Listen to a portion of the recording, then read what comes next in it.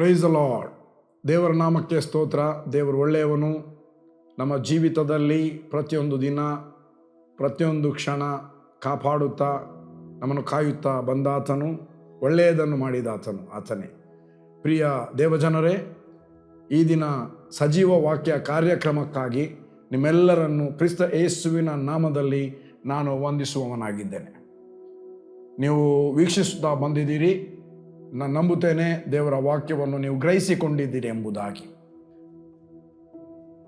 ದೇವರು ತನ್ನ ವಾಕ್ಯದ ಮೂಲಕ ಪ್ರತಿಯೊಬ್ಬರೊಂದಿಗೆ ಮಾತನಾಡುವವನಾಗಿದ್ದಾನೆ. ನಮ್ಮೊಂದಿಗೂ ನಿಮ್ಮೊಂದಿಗೂ ದೇವರು ತನ್ನ ವಾಕ್ಯದ ಮೂಲಕ ಮಾತನಾಡುವವನಾಗಿದ್ದಾನೆ. ಸಮುವೇಲನ ಗ್ರಂಥದಲ್ಲಿ ದೇವರ ವಾಕ್ಯ ಬರೆಯಲ್ಪಟ್ಟಿದೆ. ದೇವರು ಸಮುವೇಲನಿಗೆ ತನ್ನನ್ನು ತನ್ನ ವಾಕ್ಯದಿಂದ ಪ್ರಕಟಿಸುತ್ತಾ ಬಂದನು ಎಂಬುದಾಗಿ. What a wonderful word. ದೇವರು ಪ್ರತಿಯೊಬ್ಬರಿಗೆ ತನ್ನನ್ನು ಆತನ ವಾಕ್ಯದ ಮುಖಾಂತರವಾಗಿ ಪ್ರಕಟಿಸುವವನಾಗಿದ್ದಾನೆ. ಈ ದಿನದ ದೇವರ ವಾಕ್ಯ ಧ್ಯಾನಕ್ಕಾಗಿ ನಾನು ತೆಗೆದುಕೊಂಡಿರುವಂಥ ದೇವರ ವಾಕ್ಯದ ಭಾಗ ಯಾವುದಂದರೆ, ದೇವರ ವಾಕ್ಯ ಯಾವುದಂದರೆ, ಮಾರ್ಕನು ಬರೆದ ಸುವಾರ್ತೆ 4ನೇ ಅಧ್ಯಾಯ 35ನೇ ವಚನದಿಂದ ಸ್ವಲ್ಪ ವಾಕ್ಯಗಳನ್ನು ಓದೋಣ. 4ನೇ ಅಧ್ಯಾಯ. ಈ ವಚನ ಮತ್ತಾಯನು ಬರೆದ ಸುವಾರ್ತೆ 8ನೇ ಅಧ್ಯಾಯ 23ನೇ ವಚನದಿಂದ 27ನೇ ವಚನದವರೆಗೆ ಬರೆಯಲ್ಪಟ್ಟಿದೆ. ಲೂಕನು ಬರೆದ ಸುವಾರ್ತೆ 8ನೇ ಅಧ್ಯಾಯ 22ರಿಂದ 25ನೇ ವಚನದವರೆಗೆ ಬರೆಯಲ್ಪಟ್ಟಿದೆ. ಮಾರ್ಕನ ಸುವಾರ್ತೆಯಲ್ಲಿ ಕೂಡ ಸೇಮ್ ವರ್ಡ್ ಬರೆಯಲ್ಪಟ್ಟಿದೆ. ಸೊ ನಾವು ಅದನ್ನು ಸ್ವಲ್ಪ ಓದಿ ಆಮೇಲೆ ಪ್ರಾರ್ಥನೆ ಮಾಡಿ ಮುಂದಕ್ಕೆ ಹೋಗುವ. ನನ್ನೊಟ್ಟಿಗೆ ನನ್ನ ಜೊತೆಯಲ್ಲಿ ನನ್ನ ಅಕ್ಕ, ನನ್ನ ಒಡ ಹುಟ್ಟಿದ ಅಕ್ಕ ರೋಸ್ಬೆಲ್ ಜ್ಯೋತಿ ಸಾಲಿಸಿದ್ದಾಳೆ. ಆಕೆ ವಾಕ್ಯವನ್ನು ಓದುತ್ತಾಳೆ ಮತ್ತು ನಾವು ಸಂದೇಶ ದೇವರು ಅದರಲ್ಲಿ ಏನು ನಮಗೆ ಇಟ್ಟಿದ್ದಾನೆಂಬುದಾಗಿ ನಾವು ಸ್ವಲ್ಪ ಹೊತ್ತು ಧ್ಯಾನ ಮಾಡುವ. ಆ ಹೊತ್ತು ಸಾಯಂಕಾಲವಾದಾಗ ಆತನು ಅವರಿಗೆ ಆಚೆ ದಡೆಗೆ ಹೋಗೋಣ ಎಂದು ಹೇಳಲು, ಅವರು ಆ ಜನರ ಗುಂಪನ್ನು ಬಿಟ್ಟು ಆತನನ್ನು ಅದೇ ದೋಣಿಯಲ್ಲಿ ಹಾಗೆಯೇ ಕರಕೊಂಡು ಹೋದರು. ಬೇರೆ ದೋಣಿಗಳು ಆತನ ಸಂಗಡ ಇದ್ದವು. ತರುವಾಯ ದೊಡ್ಡ ಬಿರುಗಾಳಿ ಎದ್ದು ತೆರೆಗಳು ಆ ದೋಣಿಗೆ ಬಡಿದು ಒಳಗೆ ನುಗ್ಗಿದ್ದರಿಂದ ಆ ದೋಣಿ ಆಗಲೇ ತುಂಬುವುದಕ್ಕೆ ಬಂದಿತು. ಆತನು ದೋಣಿಯ ಹಿಂಭಾಗದಲ್ಲಿ ತಲೆದಿಮ್ಮನ್ನು ಹೊರಗೆ ನಿದ್ದೆ ಮಾಡುತ್ತಿದ್ದನು. ಅವರು ಆತನನ್ನು ಎಬ್ಬಿಸಿ, ಗುರುವೇ, ನಾವು ಮುಳುಗಿ ಹೋಗುವುದರಲ್ಲಿ ನಿನಗೆ ಚಿಂತೆ ಇಲ್ಲವೇ ಎಂದು ಕೇಳಲು, ಆತನು ಎದ್ದು ಗಾಳಿಯನ್ನು ಗದರಿಸಿ ಸಮುದ್ರಕ್ಕೆ, ಸುಮ್ಮನಿರು, ಮೊರೆಯಬೇಡ ಎಂದು ಅಪ್ಪಣೆ ಕೊಟ್ಟನು.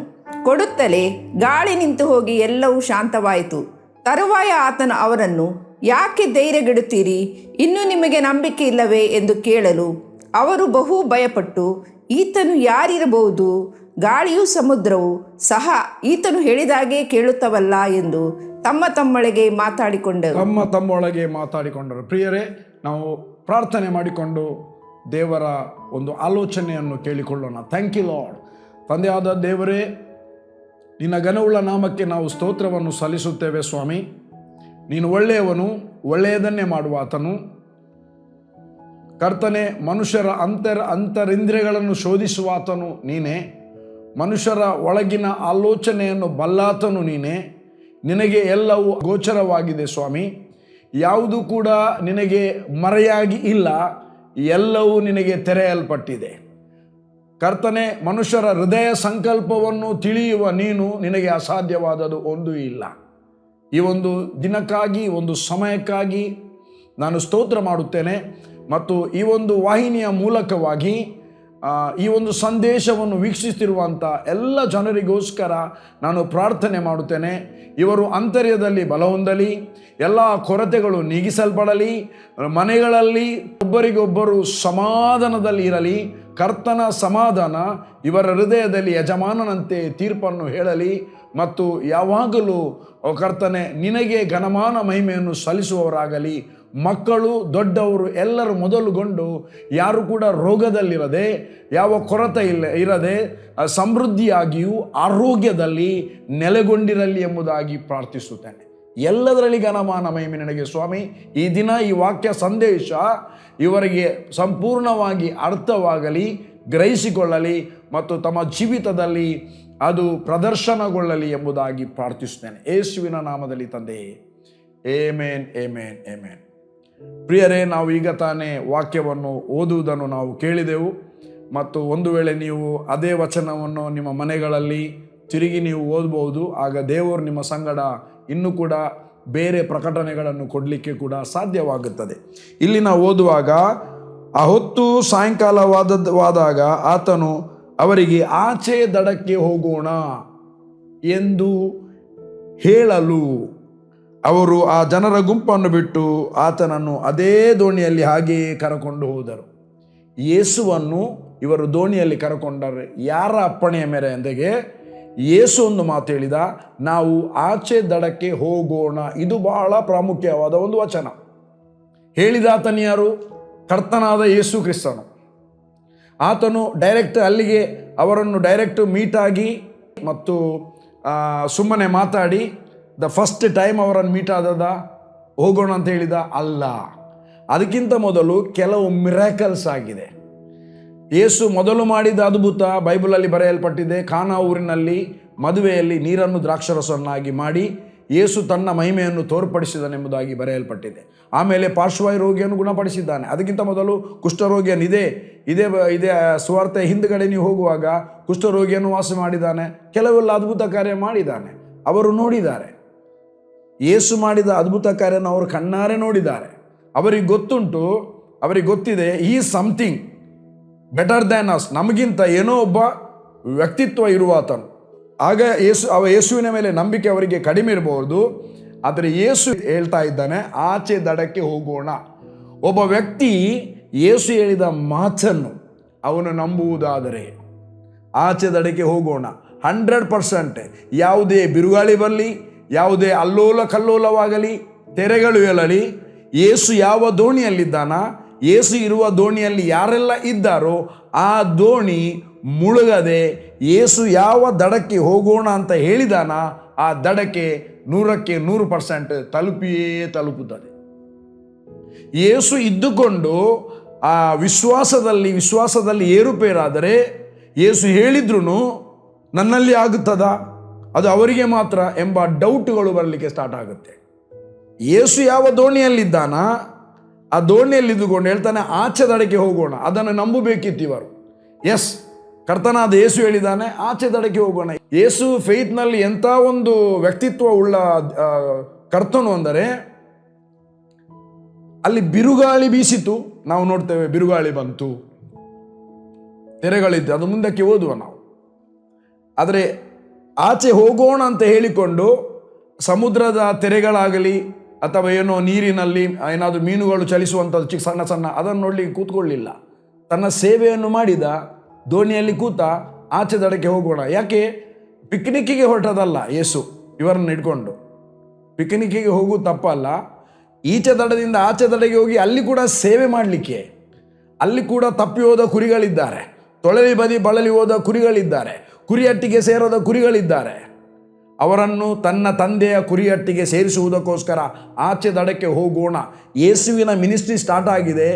ಅದು ನಿಲ್ಲುವುದಿಲ್ಲ. ಎಲ್ಲಿ ತನಕ ಅಂದರೆ ಆತನು ಶಿಲುಬೆಯಲ್ಲಿ ಸತ್ತು ಹೂಣಲ್ಪಡುವ ತನಕ ಆತನು ನಿಲ್ಲಿಸುವುದಿಲ್ಲ. ಮತ್ತೆ ಅದನ್ನು ಕ್ಯಾರಿ ಫಾರ್ವರ್ಡ್ ಮಾಡಿದ್ದಾರೆ ಯಾರು? ಅಪೋಸ್ತಲರು. ಬಟ್ ಇಲ್ಲಿ ಯೇಸು ಮಿನಿಸ್ಟ್ರಿಗೆ ಹೊರಟಿದ್ದಾನೆ. ಈಚೆ ದಡದಲ್ಲಿ ಆ ದಿವಸದ ಸೇವೆ ಮುಗಿದಿದೆ. ಇನ್ನು ಯಾವಾಗ ಈ ದಡಕ್ಕೆ ಬರ್ತಾನಂತ ಗೊತ್ತಿಲ್ಲ. ಆಚೆ ದಡಕ್ಕೆ, ತಣ್ಣೀರ್ ಬಾವಿ ಈಚೆ ಸೈಡಲ್ಲಿ ಮುಗಿದಿದೆ, ಈಗ ಆಚೆ ದಡ ತಣ್ಣೀರ್ ಬಾವಿ, ಈ ಸಮುದ್ರದಿಂದ ಆಚೆ ಪ್ಲೇಸಿಗೆ ಹೋಗೋಣ ಅಂತ ಯೇಸು ಹೇಳಿದ. ಇವರು ಪಕ್ಕ ಯೇಸುವಿನೊಟ್ಟಿಗೆ ನಾವು ಕೂಡ ಸುಕ್ಷೇಮವಾಗಿ ತಲುಪುತ್ತೇವೆ ಎಂಬ ಭರವಸೆ ಉಳ್ಳವರಾಗಿದ್ದರೆ ಇವರಿಗೆ ಗಲಿಬಿಲಿನ ಆಗ್ತಿರ್ಲಿಲ್ಲ, ಏನಾಗ್ತಿರ್ಲಿಲ್ಲ. ಅದಕ್ಕೆ ಯೇಸುವಿನ ಮಾತಿನ ಮೇಲೆ ಸ್ವಲ್ಪವೂ ಸಂದೇಹ ಪಡದೆ ನಾವು ಪೂರ್ಣವಾಗಿ ಭರವಸೆ ಇಡುವುದಾದರೆ, ನಾ ದೀರ್ಘಾಯುಷ್ಯವು ನಿನಗೆ ಅನುಗ್ರಹಿಸಿ ನಿನ್ನನ್ನು ತೃಪ್ತಿಪಡಿಸುವೆನೆಂಬುದಾಗಿ ನೀನು ಓದುವಾಗಿದ್ದು ದೇವರು ನನಗೆ ಹೇಳಿದ್ದಾನೆ ಅಂತ ನಂಬುವುದು. ಒಂದು ವೇಳೆ ಯಾವುದಾದ್ರೂ ಒಂದು ರೋಗ ಬರುವುದಿಲ್ಲ, ಎಕ್ಸಾಂಪಲ್ ಹೇಳ್ತಾ ಇದ್ದೇನೆ. ಆವಾಗ ಅಂಥ ಸಂದರ್ಭದಲ್ಲಿ ಕೆಲವರು ಸತ್ತಿದ್ದಾರೆ. ನೀನು ಅವರೊಬ್ಬರು ಈ ರೋಗ ಬಂದು ಸತ್ತಿದ್ದಾರೆ, ಈ ರೋಗ ಬಂದು ಇನ್ನೊಬ್ಬ ಸತ್ತಿದ್ದಾರೆ, ನಾನು ಸಹ ಸಾಯ್ತೇನೆ ಅಂತ ಅವರು ಸತ್ತಂಥ ಕನಸನ್ನು ಅಥವಾ ವಿಷನನ್ನು ನೀವು ನೋಡುವುದಲ್ಲ, ನಾನು ನೋಡುವುದಲ್ಲ.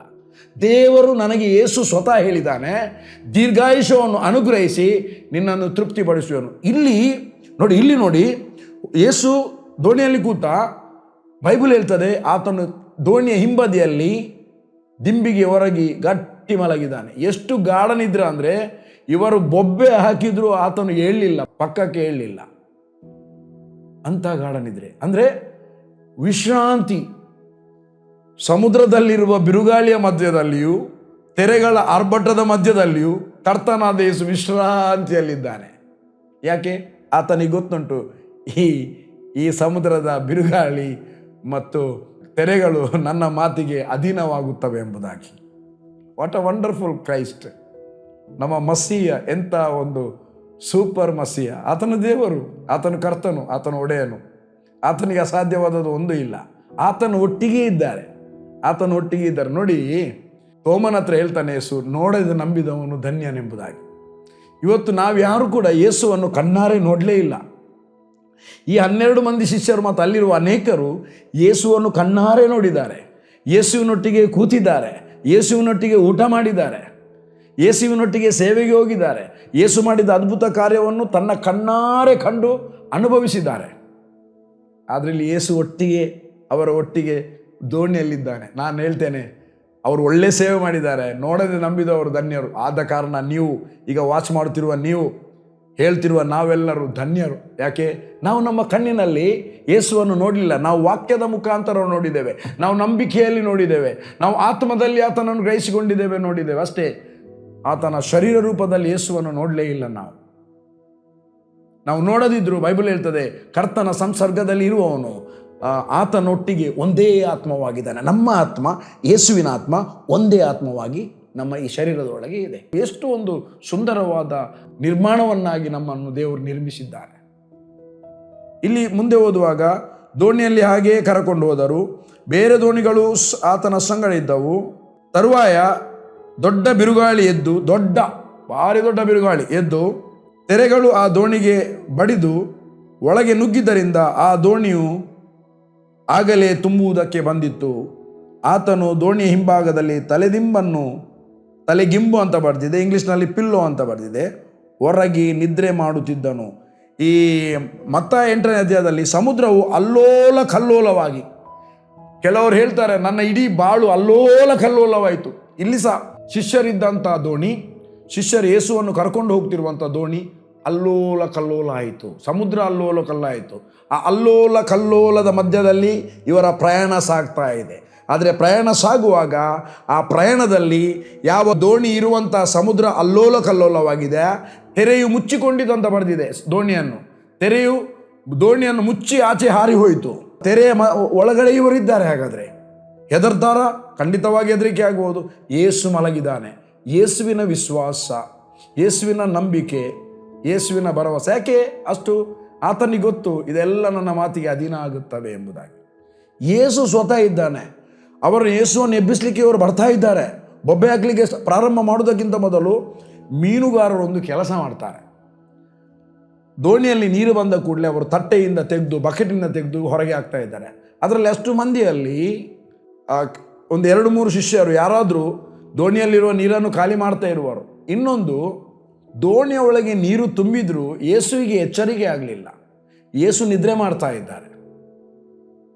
ಹಾಗಾದರೆ ಎಂಥ ವಿಶ್ರಾಂತಿಯಲ್ಲಿ ದೇವರಿದ್ದಾರೆ. ಇಂಥ ವಿಶ್ರಾಂತಿಯಲ್ಲಿ ನಾವು ಇರಬೇಕೆಂಬುದಾಗಿ ಯೇಸು ಕೂಡ ಬಯಸ್ತಾ ಇದ್ದಾನೆ. ಅದಕ್ಕೆ ಯೇಸು ಅವರನ್ನು ಬಿರುಗಾಳಿಯ ಮಧ್ಯದಲ್ಲಿ ನಾವು ನಿಲ್ಲುವುದು ಹೇಗೆ ಎಂಬುದಾಗಿ ಟ್ರೈನ್ ಮಾಡ್ತಾ ಇದ್ದಾನೆ. ಇವರು ಬಕೆಟ್ನಿಂದ ನೀರು ತೆಗಿತಾರೆ. ಅಯ್ಯೋ ಏನಾದರೂ ಆದರೆ ಅಲ್ಲಿ ಇಂಪ್ಲಯನ್ಸ್, ಇಲ್ಲಿ ಇಂಪ್ಲಯನ್ಸ್, ಅವರ ಹತ್ರ ಮಾತಾಡೋದು, ಇವರ ಹತ್ರ ಹೇಳೋದು, ಏನೆಲ್ಲ ಸರ್ಕಸ್ಗಳು ನಡೀತದೆ. ಇವರು ಕೂಡ ಹಾಗೇನೆ ಮಾಡಿದರು. ನೀರು ತೆಗೆದು ಹೊರಗೆ ಹಾಕಿದ್ರು. ತಾವು ತಮ್ಮ ಶರೀರ ಆಯಾಸ ಆಗುವಷ್ಟು ಕೆಲಸ ಮಾಡಿರ್ಬೋದು, ದೋಣಿಯನ್ನು ಕಂಟ್ರೋಲ್ ಮಾಡಿರ್ಬೋದು. ಕೊನೆಗೆ ತಮ್ಮ ಕೈಯಲ್ಲಿ ಮಾಡುವಂಥ ಕೆಲಸ ಆಗದಿರುವಾಗ ಬಂದರು, ಯೇಸುವಿನ ಹತ್ರ ಬಂದು ಗುರುವೇ, ಮಾಸ್ಟರ್, ಟೀಚರ್, ನಾವು ಮುಳುಗುತ್ತಿದ್ದೇವೆ, ನಿನಗೆ ಚಿಂತೆ ಇಲ್ಲ, ಓದಮ್ಮ ಅದನ್ನು. ಗುರುವೇ, ನಾವು ಮುಳುಗಿ ಹೋಗುವುದರಲ್ಲಿ ನಿನಗೆ ಚಿಂತೆ ಇಲ್ಲವೇ ಎಂದು ಕೇಳಲು. ಇನ್ನೊಂದು ಲೂಕದಲ್ಲಿ ಬರೆದಿದೆ, ಗುರುವೇ, ನಾವು ಸಾಯುತ್ತೇವೆ. ಹೇಗಪ್ಪ? ಯೇಸುವಿನ ಸೇವೆ ಮುಗಿಲಿಲ್ಲ, ಯೇಸು ಅವರೊಟ್ಟಿಗೆ ಇದ್ದಾರೆ, ಯೇಸು ಇವರನ್ನು ಸಾಯಲಿಕ್ಕೆ ಕರ್ಕೊಂಡು ಹೋಗ್ತಾ ಇದ್ದಾನ? ಇಲ್ಲ, ಜೀವ ಕೊಡುವಂಥ ಜೀವವುಳ್ಳ ಸಜೀವ ವಾಕ್ಯವಾಗಿರುವ ದೇವರ ಕೃಪಾ ವಾಕ್ಯವನ್ನು ಸಾರಲಿಕ್ಕೆ ಹೋಗ್ತಾ ಇದ್ದಾರೆ. ರಕ್ಷಣೆಯ ಸುವಾರ್ತೆಯನ್ನು ಕೊಡಲಿಕ್ಕೆ ಹೋಗ್ತಾರೆ. ಅಂಧಕಾರದ ದೊರೆತದಿಂದ ಬಿಡಿಸುವಂಥ ಕೆಲಸವನ್ನು ಮಾಡಲಿಕ್ಕೆ ಹೊರಟಿದ್ದಾರೆ. ಆಗ ಅನೇಕರನ್ನು ಆತ್ಮಿಕವಾಗಿ ಬದುಕಿಸಲಿಕ್ಕೆ ಹೊರಟಂಥ ಯೇಸು ದಾರಿಯಲ್ಲಿ ಇವರು ಸಾಯ್ತಾರ ಎಂದಿಗೂ ಚಾನ್ಸೇ ಇಲ್ಲ. ಯೇಸು ಯಾರಲ್ಲಿದ್ದಾನ, ಯಾರ ಜೊತೆಯಲ್ಲಿದ್ದಾನ, ಯಾರ ಒಳಗಡೆ ವಾಸ ಮಾಡ್ತಾ ಇದ್ದಾನ, ಯಾವ ಮನೆಯಲ್ಲಿ ಯೇಸು ಇದ್ದಾನ, ಅಲ್ಲಿ ದುರಾತ್ಮಗಳಿಗೆ ಅವಕಾಶ ಇಲ್ಲ. ನಾವೊಂದು ಪದ್ಯ ಹಾಡ್ತಿದ್ದೆವು, ಯೇಸು ಇದ್ದ ಮನೆಯಲ್ಲಿ ಎಷ್ಟು ಸಂತೋಷ, ಎಷ್ಟು ಸಂತೋಷ, ಎಷ್ಟು ಸಂತೋಷ. ಮತ್ತು ಯೇಸು ಇರೋ ಮನೆಯಲ್ಲಿ ಕೆಲವು ವಿಧವಾದ ಸಾಂಗ್ಸ್ ಇದೆ. ಯೇಸು ಇರುವ ಮನೆಯಲ್ಲಿ ಆನಂದವೇ ಆನಂದ, ಯೇಸು ಇರುವ ಮನೆಯಲ್ಲಿ ಸಮಾಧಾನವೇ ಸಮಾಧಾನ ಎಂಬುದಾಗಿ. ಅಫ್ಕೋರ್ಸ್, ಯಾರು ಯೇಸು ಕ್ರಿಸ್ತರನ್ನು ತಮ್ಮ ಸ್ವಂತ ರಕ್ಷಕನನ್ನಾಗಿ ಅಂಗೀಕಾರ ಮಾಡಿದ್ದೀರಾ, ನಿಮ್ಮ ಒಳಗಡೆ ಯೇಸು ಇದ್ದಾನೆ. ನಿಮ್ಮ ಮನೆ ಯೇಸುವಿಗೆ ಸ್ವಂತವಾಗಿದೆ. ನಿಮ್ಮ ಮನೆಯಲ್ಲಿ ಕೂಡ ಯೇಸು ವಾಸ ಮಾಡ್ತಾ ಇದ್ದಾನೆ. ನನ್ನ ಪ್ರಿಯ ದೇವಜನರೇ, ಇಲ್ಲಿ ನನ್ನ ಅಕ್ಕ ಓದಿದ್ಲು ಬರೆದದ್ದನ್ನು, ಗುರುವೇ, ನಾವು ಮುಳುಗಿ ಹೋಗುವುದರಲ್ಲಿ ನಿನಗೆ ಚಿಂತೆ ಇಲ್ಲವೋ. ಯೇಸುವಿಗೆ ಅವರಿಗೆ ಕಾಣ್ತಾ ಇದೆ ಯೇಸು ನಿಶ್ಚಿಂತೆಯಾಗಿ ಮಲಗಿದ್ದಾನೆ, ಇವರಿಗೆ ಚಿಂತೆಯಾಗಿದೆ ನಾವು ಸಾಯುತ್ತೇವೆ ಅಂತ. ಈಗ ಇವರ ಚಿಂತೆಯನ್ನು ಯೇಸುವಿನ ಮೇಲೆ ಹಾಕ್ತಿದ್ದಾರೆ. ಇವತ್ತು ಇದೆಲ್ಲ ಇನ್ಸಿಡೆಂಟ್, ಈ ಎಲ್ಲ ನಡೆದಂಥ ಸಂಗತಿಗಳು ನಮಗೆ ಏನು ಪಾಠ ಕಲಿಸ್ತದೆ? ನಾವು ದೇವರ ಆಲೋಚನೆಯನ್ನು ನಮ್ಮ ಆಲೋಚನೆಯಾಗಿ ತೆಗೆದುಕೊಳ್ಬೇಕೇ ಹೊರತು ನಮಗೇನು ಆಲೋಚನೆ ಇದೆ ಅದನ್ನು ದೇವರಿಗೆ ಹಾಕಿ, ದೇವರೇ ಈ ನನ್ನ ಆಲೋಚನೆ ನಿನ್ನ ನೆರವೇರಿಸುವಂತ ಕೇಳುವುದಲ್ಲ. ದೇವರು ನನ್ನ ವಿಷಯವಾಗಿ ಏನು ಆಲೋಚನೆ ಮಾಡಿದ್ದಾನ, ಸರಿಯಾಗಿ ಕೇಳಿ, ದೇವರು ನಿನ್ನ ವಿಷಯವಾಗಿ ಏನು ಆಲೋಚನೆ ಮಾಡಿದ್ದಾನ ಆ ಆಲೋಚನೆಯನ್ನು, ದೇವರ ಆಲೋಚನೆಯನ್ನು ತೆಗೆದು ನಿನ್ನ ಆಲೋಚನೆ ಫಿಕ್ಸ್ ಮಾಡಿಬಿಡು ಒಳಗೆ. ಈಗ ದೇವರ ಆಲೋಚನೆ ನಿನ್ನ ಆಲೋಚನೆ, ನಿನ್ನ ಆಲೋಚನೆ ದೇವರ ಆಲೋಚನೆ ಒಂದಾಯಿತು, ಒಂದೇ ಆಲೋಚನೆ, ಆ ಆಲೋಚನೆ ನಿನ್ನಲ್ಲಿ ನೆರವೇರುತ್ತದೆ. ಯೇಸು ಮರಿಯಳ ಮನೆಗೆ ಬಂದಾಗ, ಲಾಜರ್ಸ್ನ ಮನೆಗೆ ಬಂದಾಗ, ಮರಿಯಳು ಯೇಸುವಿನ ಕಾಲಬಳಿಯಲ್ಲಿ ಕೂತ್ಕೊಂಡು ಆತನ ಬಾಯಿಂದ ಹೊರಡುವ ಪ್ರತಿಯೊಂದು ವಾಕ್ಯವನ್ನು ಮಾತಾಡ್ತಿದ್ಲು. ಅವಳಿಗೆ ಗೊತ್ತಿತ್ತು ಇದು ಜೀವ ಉಂಟು ಮಾಡ್ತದೆ ಅಂತ. ಯೇಸುವನ್ನು ಉಪಚರಿಸುವಂಥ ಯಾವ ಸೇವೆ ಮಾಡಲಿಲ್ಲ. ಆದರೆ ಇವಳು ಮಾಡುವುದಕ್ಕಿಂತ ಲೋಕದಲ್ಲಿ ನೋಡುವಾಗ ಮಾರ್ತಳು ಮಾಡುವ ಸೇವೆ ಬಹಳ ಗ್ರೇಟ್ ಆಗಿತ್ತು. ಯಾಕೆಂದರೆ ಬಂದಂಥ ಯೇಸುವನ್ನು ಉಪಚರಿಸುವುದಕ್ಕಾಗಿ ಕಿಚನ್ನಲ್ಲಿ ಫುಲ್ಲು ಬ್ಯುಸಿ. ಅವಳು ತುಂಬ ಸಿಗ್ನಲ್ ಕೊಟ್ಟಿರುವಳು ಮರಿಯಳಿಗೆ, ಬಾ ನನಗೆ ಹೆಲ್ಪ್ ಮಾಡು. ಅವಳು ತಂಗಿ, ಅಕ್ಕ ಕರೆದ್ರೆ ಬರಬೇಕು. ಈ ಕೆಲವೊಂದು ಮನೆಯಲ್ಲಿ ಹಾಗೆ, ಅಕ್ಕ ಕೆಲಸ ಮಾಡ್ತಾಳೆ, ತಂಗಿ ಏನಾದರೂ ಮೊಬೈಲ್ ನೋಡ್ತಾಳೆ ಅಂತ ನೋಡುವಾಗ ಅಕ್ಕ ಬಂದು ಠಕ ಠಕ ಠಕ ತೆಗೆದ್ಲು. ಆಗ ತಂಗಿ ಓಡ್ತಾಳೆ ಕಿಚನಿಗೆ, ಅಕ್ಕನಿಗೆ ಹೆದರಿ. ಇಲ್ಲಿ ಕೂಡ ಇಂಥದ್ದು ನಡೆದಿರಬಹುದು. ಆದರೂ ಅವಳು ಕೇಳಲಿಲ್ಲ ಅಂತ ಹೇಳಿಕೊಂಡು ತನ್ನ ಚಿಂತೆಯನ್ನು ಯೇಸುವಿನ ಮೇಲೆ ಹಾಕಲಿಕ್ಕೆ ಹೋಗ್ತಾಳೆ.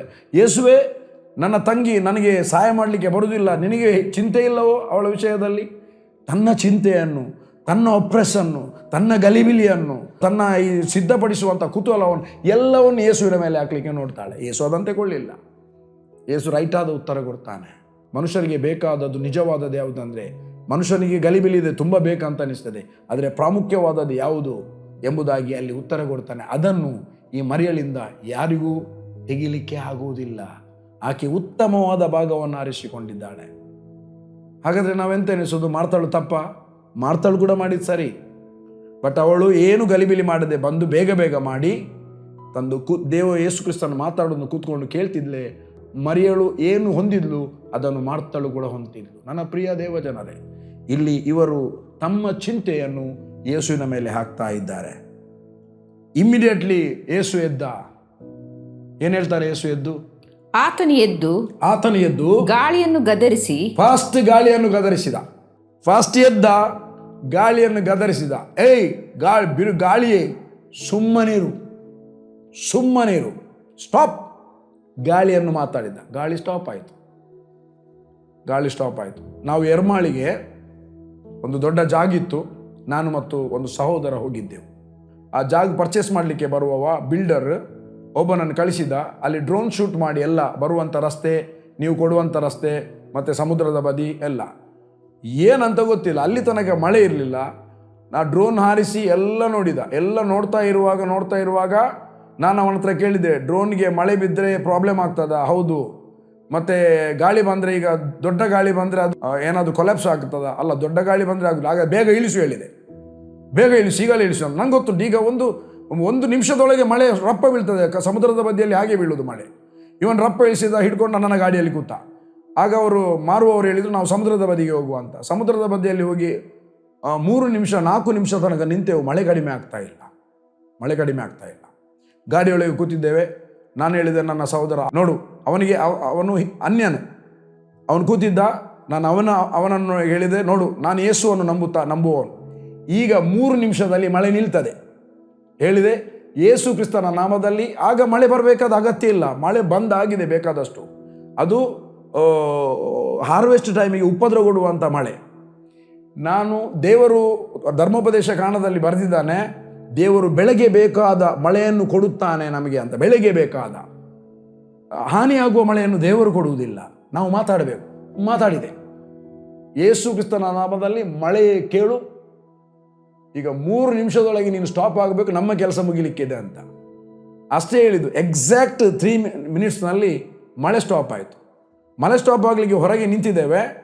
ಹೊರಗೆ ನಿಲ್ಲುವಾಗ ಜೋರು ಗಾಳಿ ಬೀಸಿದರೆ ಸಹ ಸಮುದ್ರದ ಬದಿಯಲ್ಲಿ ಈ ಡ್ರೋನ್ ಒಳ್ಳೆ 2-3 ಲಕ್ಷದ ಡ್ರೋನ್ ಅದನ್ನು ಹಾರಿಸಲಿಕ್ಕೆ ಆಗುವುದಿಲ್ಲ. ಇಮಿಡಿಯೇಟ್ಲಿ ನನ್ನೊಟ್ಟಿಗೆ ಸಹೋದರ ಇದ್ದವನು, ಅವನು ಕೂಡ ಬಿಲೀವರ್, ಯೇಸುವಿನ ವಿಶ್ವಾಸಿ. ಅವನು ಗಾಳಿಗೆ ಮಾತಾಡಿದ, ಗಾಳಿಯೇ ಸುಮ್ಮನಿರು ಮೊರೆಯಬೇಡ ಅಂತ. ಸಡನ್ ಗಾಳಿ ಸ್ಟಾಪ್ ಆಯಿತು, ಶಾಂತ ಆಯಿತು. ಅಲ್ಲಿ ಬಂದಿದ್ದ ಮಾರುವವರು ಮತ್ತು ತೆಗೆದು ಪರ್ಚೇಸ್ ಮಾಡುವ ಬಿಲ್ಡರ್ನ ಡ್ರೋನ್ ಆಪರೇಟರ್, ಅವರೆಲ್ಲರಿಗೆ ಆಶ್ಚರ್ಯ ಆಯಿತು. ನಾನು ಅವತ್ತು ಸ್ವಲ್ಪ ಮಾತಾಡಿದೆ. ಅದು ಡ್ರೋನ್ ಹಾರಲಿಕ್ಕೆ ಒಂದು 5 ನಿಮಿಷ ಇತ್ತು. ಹಾರಿ ಎಲ್ಲ ಶೂಟ್ ಮಾಡಿದ್ರು. ಬಂದೆವು, ಗಾಡಿಯಲ್ಲಿ ಕೂತು ಹೊರಡುವಾಗ ಮಳೆ ಬಂತು. ಯೇಸು ನಮಗೆ ಹೇಳಿದ್ದಾನೆ, ಸಾಸಿವೆ ಕಾಳಿನಷ್ಟು ನಂಬಿಕೆ ಇದ್ದರೆ ನಿಮಗೂ ಇದನ್ನು ಮಾಡಲಿಕ್ಕೆ ಆಗ್ತದೆ. ಮತ್ತೊಂದು ಕಡೆಯಲ್ಲಿ ಹೇಳಿದ್ದಾನೆ, ನೀವು ನಂಬುವುದಾದರೆ ನಾನು ಮಾಡುವ ಕ್ರಿಯೆಗಳನ್ನು ಮಾಡುತ್ತೀರಿ, ಅದಕ್ಕಿಂತ ಹೆಚ್ಚಿನ ಕ್ರಿಯೆಗಳನ್ನು ಮಾಡುತ್ತೀರಿ ಎಂಬುದಾಗಿ. ಯೇಸು ಅಲ್ಲಿ ಎದ್ದ, ಗಾಳಿಯನ್ನು ಗದರಿಸಿದ, ಸಮುದ್ರದ ಅಲೆಗಳನ್ನು ಗದರಿಸಿದ, ಇಮ್ಮಿಡಿಯೇಟ್ಲಿ ಶಾಂತವಾಯಿತು. ಅಲ್ಲಿ ತನಕ ಅವರು ಗುರುವೇ ಗುರುವೇ ಗುರುವೇ, ಮಾಸ್ಟರ್ ಮಾಸ್ಟರ್ ಮಾಸ್ಟರ್ ಅಂತ ಕರೀತಿದ್ರು, ಬೋಧಕನೇ ಅಂತ.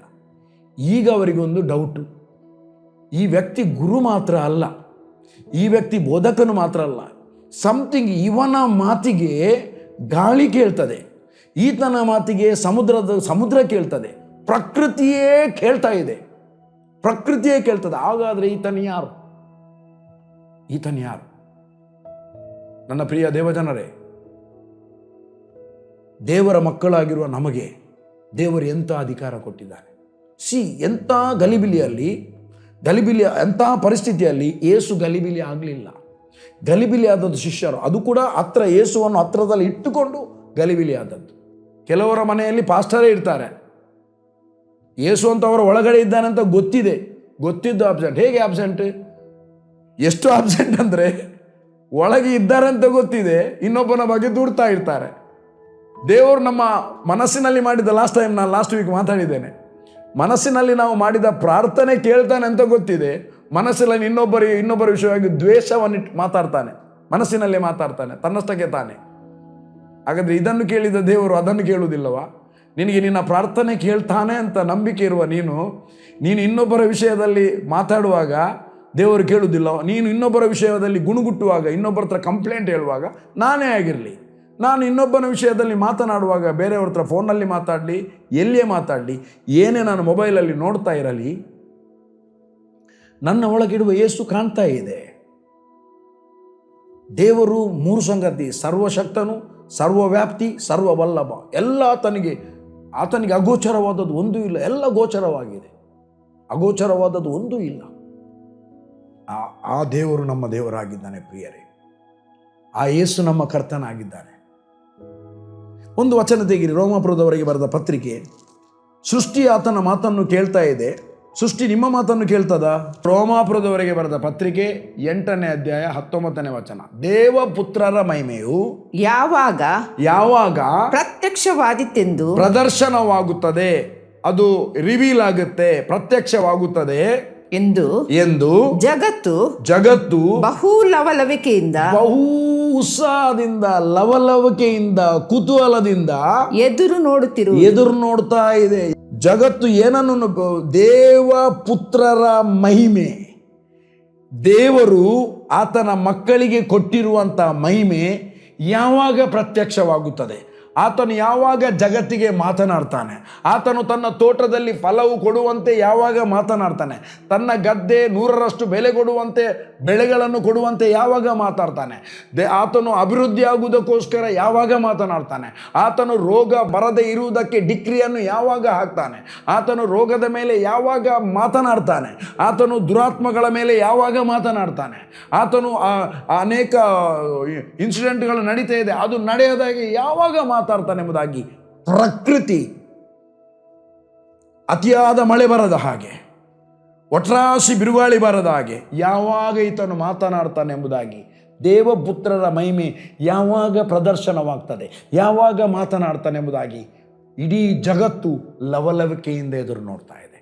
ನನ್ನ ಪ್ರಿಯ ದೇವಜನರೇ, ಹಾಗಾದರೆ ನಾವು ಯಾವುದನ್ನು ಮಾತನಾಡುವ? ನೆಗೆಟಿವನ್ನು ಮಾತನಾಡುವನ, ಪಾಸಿಟಿವನ್ನು ಮಾಡುವನ? ಈಗ ನಡೆಯುವಂಥ ಕೆಟ್ಟ ಸಂಗತಿಯ ಬಗ್ಗೆ ಚರ್ಚೆ ಮಾಡುವನ, ಅಥವಾ ಕೆಟ್ಟ ಸಂಗತಿ ಅಳಿದು ಹೋಗುವ ಹಾಗೆ ಮಾತನಾಡುವನ? ಯಾವುದು ರೋಗ ಬಂದಿದೆ ಆ ರೋಗದ ಬಗ್ಗೆ ಮಾತನಾಡುವನ, ಅದರ ಬಗ್ಗೆ ಸ್ಟಡಿ ಮಾಡುವನ, ಆ ರೋಗಕ್ಕೆ ದೇವರ ವಾಕ್ಯವನ್ನು ಮಾತಾಡಿ ಆ ರೋಗವನ್ನು ಓಡಿಸುವನ? ಕೊರತೆ ಇದೆ, ಕೊರತೆಯ ಬಗ್ಗೆ ಮಾತನಾಡುವನ, ಆ ಕೊರತೆ ಅವನು ಇಂಥದ್ದು ಮಾಡಿರ್ಬೋದು ಅದಕ್ಕೆ ಬಂದದು, ಅವನು ಇಂಥದ್ದು ಮಾಡಿದ್ದು ಅದಕ್ಕೆ ಅವನಿಗೆ ರೋಗ ಅಂತ ಚರ್ಚೆ ಮಾಡುವನ, ಆ ರೋಗಕ್ಕೆ ಮತ್ತು ಕೊರತೆಗೆ ಮಾತನಾಡುವನ? ಕಷ್ಟದ ಬಗ್ಗೆ ಮಾತನಾಡುವನ, ಕಷ್ಟಕ್ಕೆ ಮಾತನಾಡುವನ? ತೀರ್ಮಾನ ನಿಮ್ಮದು. ನೀವು ಎಷ್ಟು ಪಾಸಿಟಿವ್ ಮಾತನಾಡ್ತೀರಿ? ಒಬ್ಬ ವ್ಯಕ್ತಿಯ ಶರೀರದಲ್ಲಿ ರೋಗ ಇದೆ, ದೇವರ ವಾಕ್ಯ ಹೇಳ್ತದೆ, ನೀನು ಪಾಪದ ಪಾಲಿಗೆ ಸತ್ತು ನೀತಿವಂತನಾಗಿ ಜೀವಿಸುವಂತೆ ಆತ ನಿಮ್ಮ ಪಾಪಗಳನ್ನು ಹೊತ್ತುಕೊಂಡು ಮರಣದ ಕಂಬವನ್ನು ಏರಿದನು. ಆತನ ಅಂದರೆ ಯೇಸುವಿನ ಭಾಷಣಗಳಿಂದ ನನಗೆ ಗುಣವಾಯಿತು. ಗುಣವಾಯಿತು ಹೇಳ್ತಿ, ಮಾತ್ರ ನಿಂತ ಇದ್ದಿ, ಡಾಕ್ಟರ್ ಹತ್ರ ಓದಿ, ಎಲ್ಲಿ ಗುಣ ಆಯಿತು? ಬಿಸಿ ಉಂಟು, ಬಿಸಿ ಶರೀರ ಇರುವುದು. ದೇವರ ವಾಕ್ಯ ಹೇಳ್ತದೆ ಗುಣ ಆಯಿತು, ಅದನ್ನು ನಾವು ನಂಬುವುದು. ಯೇಸುವಿನ ಭಾಷಣಗಳಿಂದ ನಮಗೆ ಗುಣ ಆಯಿತು, ನಂಬುವ. ನಂಬಲಿಕ್ಕೆ ಕಾಸು ಕೊಡಲಿಕ್ಕಿಲ್ಲ. ನೀವು ಎಷ್ಟು ಹೇಳ್ತೀರಿ ಆಗ ನಿಮ್ಮ ಮೈಂಡ್ ಅದನ್ನು ನಂಬುತ್ತದೆ. ನಿಮ್ಮ ಮೈಂಡ್ ಕ್ಲಿಯರ್ ಆಯಿತಾ, ಆರೋಗ್ಯ ತನ್ನಷ್ಟಕ್ಕೆ ಒಳಗಿಂದ ಬಂತು, ಶರೀರಕ್ಕೆ ಬಂತು. ಸ್ಪಿರಿಟ್ನಿಂದ ಶರೀರಕ್ಕೆ ಆರೋಗ್ಯ ಇಂಪಾರ್ಟ್ ಆಯಿತು. ನನ್ನ ಪ್ರಿಯ ದೇವ ಜನರೇ, ಯಾವಾಗಲೂ ನೆಗೆಟಿವನ್ನು ಮಾತಾಡಬೇಡಿ. ನಿಮ್ಮ ನಾಲಿಗೆಯಲ್ಲಿ ಜೀವ ಇದೆ, ನಿಮ್ಮ ನಾಲಿಗೆಯಲ್ಲಿ ಯಾವ ಜೀವ ಇದೆ, ಮರಣ ಇದೆ. ಮರಣವನ್ನು ಮಾತಾಡಬೇಡಿ, ಜೀವವನ್ನು ಮಾತಾಡಿ. ಜೀವ ಮರಣಗಳು ನಾಲಿಗೆಯ ವಶ. ಅವರು ಮತ್ತೆ ಗೊತ್ತಾಯಿತು ಏಸು ಯಾರಂತ. ಇವತ್ತು ನಮಗೆ ಗೊತ್ತಾಗಿದೆ ಏಸು ಯಾರಂತ. Come on, let us pray. Thank you lord. ತಂದೆಯಾದ ದೇವರೇ, ನಿನ್ನ ಘನವುಳ್ಳ ನಾಮಕ್ಕೆ ಸ್ತೋತ್ರವಾಗಲಿ. ಸ್ವಾಮಿ, ಈ ಒಂದು ಪ್ಯಾರಾಗ್ರಾಫ್, ಈ ಒಂದು ಅಧ್ಯಾಯದಲ್ಲಿ ನಿನ್ನಲ್ಲಿರುವ ಅಧಿಕಾರ ಮತ್ತು ನೀನು ನಮಗೆ ಕೊಟ್ಟಂಥ ಡೆಲಿಗೇಟೆಡ್ ಅಥಾರಿಟಿ, ನೀನು ನಮಗೆ ಕೊಟ್ಟಿರುವಂಥ ಅಧಿಕಾರ ಏನೆಂಬುದಾಗಿ ನಮಗೆ ಅರ್ಥ ಮಾಡಿಕೊಳ್ಳುವ ಹಾಗೆ ನೀನು ವಿವರಿಸಿದೆಯಪ್ಪ. ನಿನಗೆ ಸ್ತೋತ್ರ. ಜನರೆಲ್ಲರೂ ಇಂದಿನಿಂದ ದೇವಪುತ್ರರ ಮಹಿಮೆ ಯಾವಾಗ ಪ್ರತ್ಯಕ್ಷತೆವಾಗುತ್ತದೆ ಎಂಬುದಾಗಿ ಜಗತ್ತು ಲವಲವಿಕೆಯಿಂದ ಎದುರು ನೋಡುತ್ತಿರುವಲ್ಲಿ ಆ ಜಗತ್ತಿಗೆ ಪ್ರತಿಯೊಂದು ವಿಷಯಕ್ಕೆ ತನಗೆ ಕೊಟ್ಟಿರುವ ಬಾಯಲ್ಲಿ ಇಟ್ಟ ಮಾತುಗಳನ್ನೇ ಮಾತನಾಡಲಿ. ಓ ಎರೆಮನಿಗೆ ಹೇಳಿದ್ದೆ ಸ್ವಾಮಿ, ನಾನು ನಿನ್ನ ಬಾಯಲ್ಲಿ ನಾನು ನನ್ನ ಮಾತುಗಳನ್ನು ಇಟ್ಟಿದ್ದೇನೆ. Thank you Lord. ನನಗೆ ಸ್ತೋತ್ರಪ್ಪ, ಯೇಸುವಿನ ನಾಮದಲ್ಲಿ ತಂದೆ. Amen, amen, amen.